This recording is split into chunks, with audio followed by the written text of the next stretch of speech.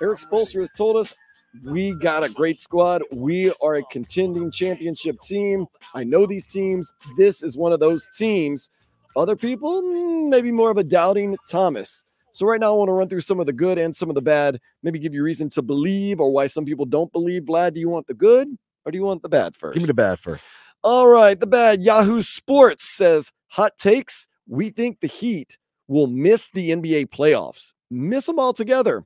They give a multitude of reasons, of course, for the obvious. You don't get Dame Lillard, Gabe Vincent gone, Max Strus gone. They say that when Eric Spoelstra says, I think we're deeper than we were last year, they say it sounds like a man trying to speak success into existence. Maybe it works, or maybe this is the year that they didn't get much better with Josh Richardson. Of course, you got Caleb Martin coming back. Drew Holiday goes to Boston. Boston looks like they're going to be a good team. The Milwaukee Bucks look like they're going to be a really good team. And they just feel as though the rotation includes Kevin Love and Kyle Lowry and Thomas Bryant and Orlando Robinson. They're not impressed. They think this is a team that will not possibly make the playoffs. It's got to be craziness, right? Absolutely. He's still got Jimmy Butler, Bam Adebayo, Tyler Herro. It's Caleb Martin. God, why do they do this? They do. Now I gotta back you guys up. I'm just saying. Now it's like I'm getting sick and tired of the critics saying this about the Heat. It's like, how many more they gotta prove to you? You say the same thing every season, and they prove to you that you're wrong. Like, what? When is this? I guess to shut the critics up, just when you have to win a title. That the Heat would have to win a title, even though they're never predicted to be in anybody's top 4, and then when they make it, 6 favorites. They were, and when they do make it, they don't get a chance. But they figured what? Because they didn't get like I said, Dame is probably the first NBA superstar to say he wants to be traded, and the team he wants to be traded to actually names the team he wants to be traded to and never gets traded to that team. It hurts. That right. But then I was expecting that 30 points a game this year. Let me give you, but doesn't previous experience help? Yeah, didn't they say that last season about the Heat? And they were an 8 seed that went to the finals. When did they say that in the bubble year? They say that almost every year, and the Heat have been in the Eastern Conference Finals, the 3 of the last 4 every seasons? year. Oh, they ran it back, or they got worse. They didn't get better. And next thing you know, they did. They're right where they need to be. It's like, I'm done with it. Like, stop. Figure something else out. Because what you're saying that Coach Spo is doing is you. It's like you're trying to manifest the Heat to finally lose. You're trying to manifest into reality, and it hasn't happened yet. So they laugh at you. That's why I think this year is funny. As a media member who works here, I'm going to enjoy this season. Why? Because I really want to see the reaction of the fan base and everybody outside, like everybody else. If the Heat succeed and have a great regular season, what are you going to say then? Eric Spoelstra does it again. They keep finding guys. And if they struggle like they did last year, but still make it to the playoffs, how many people are going to say, I don't want to face the Heat? Or they're going to be teams. I bet you they're going to be top-seeded teams like the Bucks and everybody's favorite, the Boston Celtics. I don't see how the Boston Celtics are everybody's favorite. They're always everybody's favorite. Those local yokels from Boston. Go eat your chowder. You know what I mean? But when are they going to stop? So if they're successful this season, Pat Riley, Eric Spoelstra, the Heat does it again. If nobody develops players like the Heat. And if they struggle like they did last year, but they still get the 8 seed. General managers were polled. The general managers think around the league that they'll finish 6th in the East. So 6. So that means they're not in a play-in, right? So who wants to be the 3 seed to face the Heat? No, nobody. Especially if Jimmy Butler can go off. Tyler Herro, we're going to talk about him. Part of the good with the Miami Heat is on his quote-unquote revenge tour to prove to everyone that he's the man. Got Bam Adebayo, got Caleb Martin. I was watching Tobin, and everybody, obviously, you listen to Tobin Leroy every week, every day, Monday through Friday, from 10 a.m. to 2 p.m. with our boy Marcos and Jay Fig. But I was listening to Tobin's on his YouTube channel, and he was talking about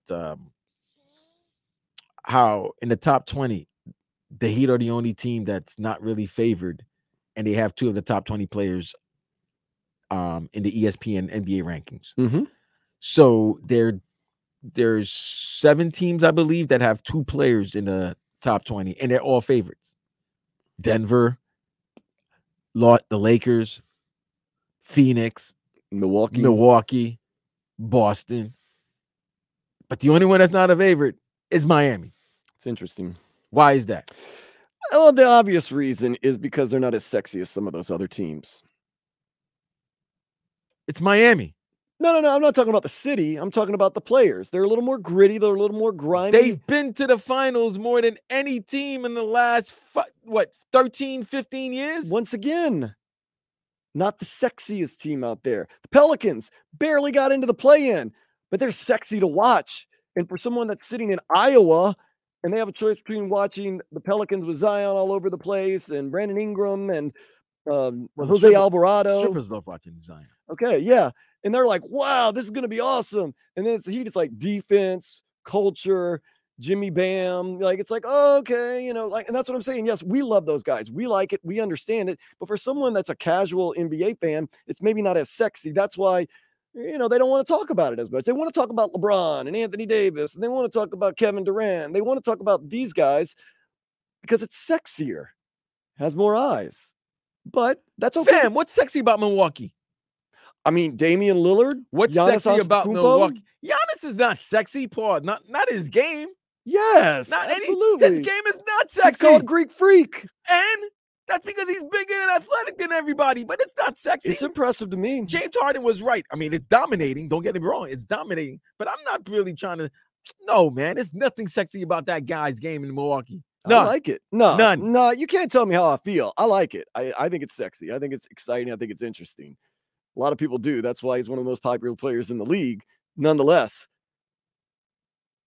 it's all about eyes. That's all they care about. And isn't that what the Heat want? Don't the Heat want people to count them out and to be disrespected and be motivated and to do what they got to do? That's the thing. That's the problem with the Heat. So if you're a Heat fan that you're mad about the disrespect, why? That's what you want. No, that's the problem with the Heat fan base. You want to be respected, but you still want to be disrespected enough to get respect for yourself and to motivate yourself. I don't even know what I said just now, but it's confusing. You're right. But that's the Heat fan base. They want the media. They want the media. They want the pundits to say they're a great team, and they prove it all the time. But the pundits, they don't do that. They don't give them credit for what they've done and what they continue to do until late. So therefore, then that's when the Heat fan base wants to disrespect. Oh, y'all keep hating. Like just said, Nick T just on the YouTube just message 3%. Vlad, never forget. ESPN is always against us. He's right. He's absolutely right. He's right. They did disrespect you after you guys were up 2-0, I believe, right? No, it was 3% before the series started. Let's not. They still thought I think Boston. when it was 1-0, it went up to 4%. And then I was like, what? This is another thing at ESPN. I think they still thought Boston was going to come back and win after being down 3-0.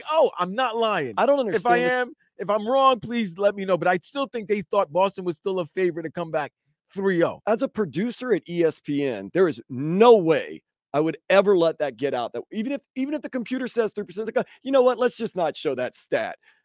I don't see how that got through. That makes no sense to me whatsoever. But whatever. But the hate. That's the thing. That's the problem. They want the love from the national media, but they want the edge that the disrespect gives them. But they also want the edge and disrespect, because the thing about it is when you are considered the favorite and you don't live up to expectations, that hurts. It hurts. It hurts a lot. I know. So you understood that during the big 3 days, the expectations were for you guys to win. Even if you were facing teams that were better than you, the expectations were for you to win. So when you did win, you lived up to the expectations. When you don't, it's a failure. Every season is a failure. And you guys have followed that mantra ever since Pat Riley's entered Miami. If it ain't about a ring, it's a failed season. Mm-hmm. Now, one guy that's out for revenge. Now, this is no doubt. He ain't getting his respect. He's going to get it this year. Tyler Herro straight up said what I said and echoed many a time. He don't want to play in Portland. Portland don't want him. He straight up said it. I didn't want to play there. They didn't want to play me. That's what I said. Tyler Herro, he's going to be fine. He don't want to play in Milwaukee. He grew up there. He don't want to play in the Midwest. Nobody ever offered him to Milwaukee. Mr. Showtime. No, Mr. Showtime wants to be in Miami, New York, LA. That's where he wants to be, in that type of scene. He don't want to go to some Midwest place. No, that's why he's okay with not getting traded. That's why he's okay with having to come back, even though there's all the trade rumors. But he does have that chip on his shoulder, though. Now, the rest of the league didn't want me. Portland didn't want me. I mean, questionable. Maybe the Miami Heat were willing to part with me. I'm going to show you. Can't part with me. You don't want to part with me. You're lucky you didn't part with me. Guy that was averaging 20, maybe this year you get a 22, 23-point average. Big swing in a game right there. If you can get a guy averaging 3 more points a game each and every game, imagine they lost a lot of, and they played a lot of 1-point games last year, very close games. Tyler Herro, I think he's motivated for a big season. I would even say maybe an all-star season with the motivation. All-star, wow. A couple of more points under his belt. I think he can average 22, 23 points a game. I think that he does that easily. He wants to show everyone and show himself at the same time. He's got the bag already. Now he wants to earn his keep and make, he'd want nothing more than in the season say the best thing that ever happened is I stayed right here in Miami. Miami fans say the exact same thing. Damian who? It's going to be a tough one in the playoffs, though. I'll tell you that, man. That four-headed monster basically in Milwaukee is pretty nasty, but Eric Spoelstra said it, and we reiterated it. Championship caliber team. I think we're deeper than we were last year. He knows the team better than anyone else. Vlad, we can't be doubting Thomas's like we were last year with the Panthers and the Heat. We have to believe. We have to believe in this Heat team and what Eric Spoelstra says, and in this Panthers team that didn't score in the first game of the season.